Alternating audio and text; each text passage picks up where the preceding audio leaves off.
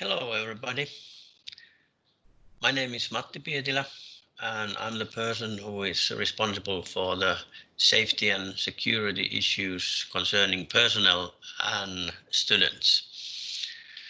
I let the video be on for the moment so that you can see who is the person who is giving this presentation to you. During the slides that I'm going to show you, I will also tell you about the safety and a little bit security issues in TAMK. A safe TAMK is a communal matter. What does it mean? It means that myself and my colleagues, for example, who are responsible for the building and security issues concerning the premises, we can't keep this TAMK safe. But it is, like it says here, it's a communal matter and we all are needed in this. I will come back to this a little bit later within my slides, but in many cases, the security or safety is something that we think that it is needed when something goes wrong. But actually, I'm quite sure that most of you, or if not all of you, have already taken these issues into your consideration during this morning or this day. And you have practiced some kind of, let's say, risk management. If you now think, what does it mean? It means that, for example, I trust that you have turned off the coffee machine, the lights, when you left your home, you locked the door, you took care of the safety and security instructions in traffic when you came to TAMK and so on. So safety and security, especially safety issues, are such that we don't even think about them when we practice them. And that is something that we have to do here in TAMK as well.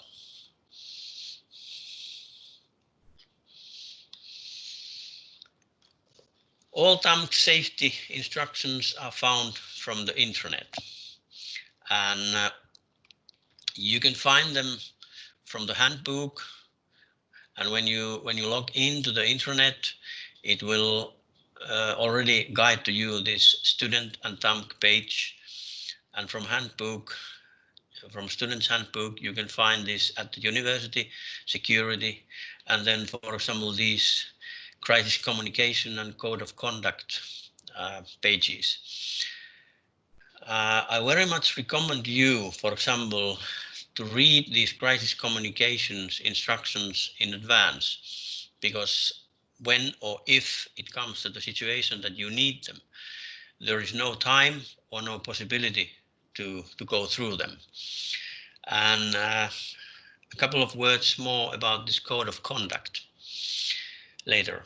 Safety and security instructions and this code of conduct are the same in all Tampere University's campuses. As you can see, there are 4 campuses. One is this TAMK, where you are studying, and then as we form this Tampere University's community together with Tampere University, they have 3 campuses: the center in the downtown, Hervanta, and then Arvo. And this Arvo is located near the TAMK here, behind the hospital. This code of conduct applies to the whole Tampere University's community, concerning all its members, visitors and persons, for example, who are working in our area. And the main meaning, or we could say the only meaning, is to secure the study and working peace for everybody. Also, of course, a pleasant environment and especially a fair treatment for everybody. These that you can see here in this slide and this one are just headlines. So again, I recommend that you read the code of conduct from the intranet yourself. These or this code of conduct is based on a legislation where it says in the Universities of Applied Science Act that higher education in institution like us or Tampere University, we can make these kind of instructions in addition to the legislation, and that is what we have done.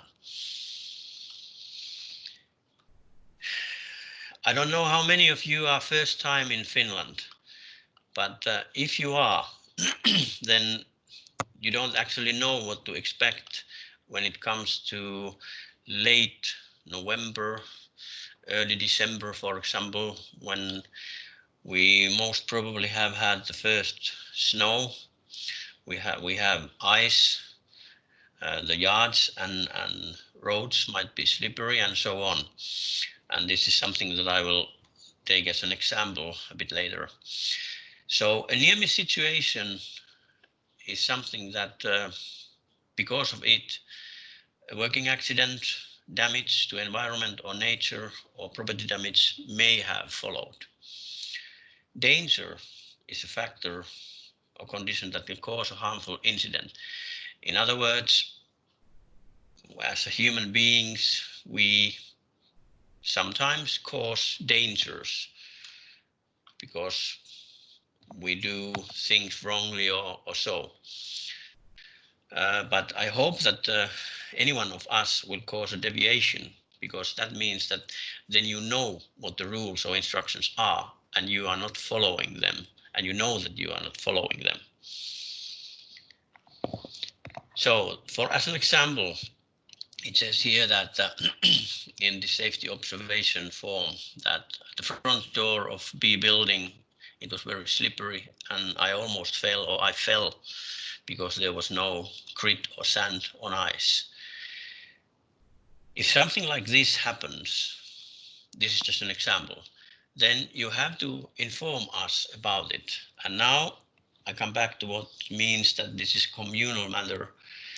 In other words, when you notify us that, for example, the yard must be gritted properly, then you are taking care of your own safety, but also the safety of the community. And the other thing is that, for example, if you fell, you hit your knee, nothing really happens. You just get up and go to your classes, and 2 or 3 days later, you have to go to see the doctor because your knee is so in so bad situation that you can't even walk. Then for you and for us, it's very difficult or impossible to show to the insurance company that this meeting with the doctor is because I fell 3 days ago. But if you have notified us, then we can tell them that, okay, this was an accident that happened then, and now the student had to go to see the doctor because of that. So you have to report of these incidents. Then if there is something that you notice in TAMK or in the university buildings, premises, that does not require immediate action, for example, light has burned out, then you can use this address vika, which is fault in English, vika.tamk@tuni.fi, and tell us what or where, and then the fault will be taken care of. Pay attention to these. You can find these rescue plans from corridors and some auditoriums.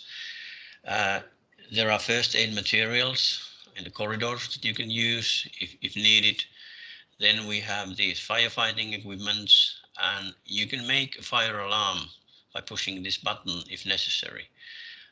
We do have an automatic fire alarm system, and a few words about that a bit later. Pay also attention to these emergency exits. I don't know at the moment in what kind of classroom you are sitting, But for example, when you enter the TAMK's main auditory hall, then there are several emergency exits. And as human beings, we are such that if it happens so that we have to get out from a certain room as soon as possible, we try to get out from that door where we entered it. And we don't pay normally, or in most cases, we don't pay any attention that there are other roads to go out as well. And this is also important, for example, when you stay in a hotel or hostel, that you know how to get out from there. We also have these defibrillators, 4 of them, and I very much recommend you to take a first aid course to find out how they work, because by being able to use that, you can save someone's life. Then a few words about the data security and data protection. The difference between them is that data security is a way to implement data protection, and data protection basically means personal data. And for example, your personal data is stored in TAMK's registers, several of them, the student register, of course, being the biggest. And the personnel in TAMK has been trained how to handle the personal data so that we fill the GDPR demands. A little bit more reading for you. Here is the quick guide to information security for student. And you also have to have your own responsibility. For example, keeping your username and password safe and so on and so on.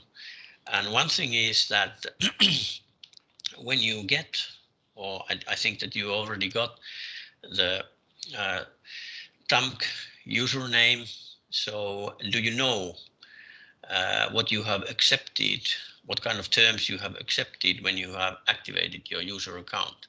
So you can find the information about this data security rights and duties from intranet as well. So there is a bit of reading from intranet during these first, let's say, couple of weeks.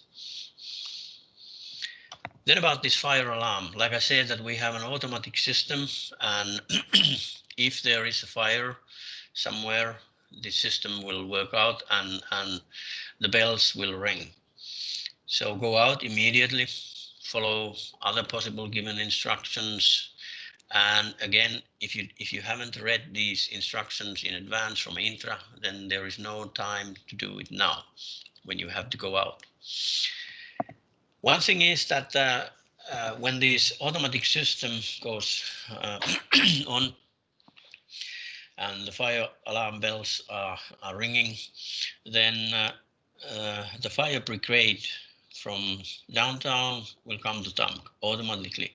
It takes about 5 to 8 minutes before they are here. One of the first things that they normally do is that they quiet down the bells. And sometimes students think that when the bells are quieting down, it means that, okay, let's go back in. But it doesn't mean that. So we can go in to the buildings only after when the persons who are standing there at the doors are giving the permission to enter, and not when the bells are silent. We don't have any system that we can, for example, use to tell everybody who is in the premises that now you have to do this and that. So what we have is this emergency text messaging system. And this is an example that you will get twice a year, in September and in February, to your mobile phone. And well, staff will get once in the year. And we know that, for example, in that kind of situation where you are at the moment, if half of the group will get the message, the whole group would get the information. And like I said, that this is the only way for us to reach all in case of emergency. And as an example, for example, if we have to stay in because there has been a chemical accident in railroad yard, which is only about 2.5 kilometers from TAMK, then this is the only way for us to try to reach all at once. And again, you will have your own responsibility concerning this. Make sure that the phone number of the phone that you are using is correct in Pakki and in this contact information in the leaf and in this phone one. You can save it like it's here starting 050 or whatever it is if you have a Finnish mobile number, or you can save an international mobile number here as well. But of course, the text messages may take a little bit longer to reach you in that case. So I wish you all a safe study time here in TAMK, and my contact information is found here. So if necessary, you can contact me later on. Thank you.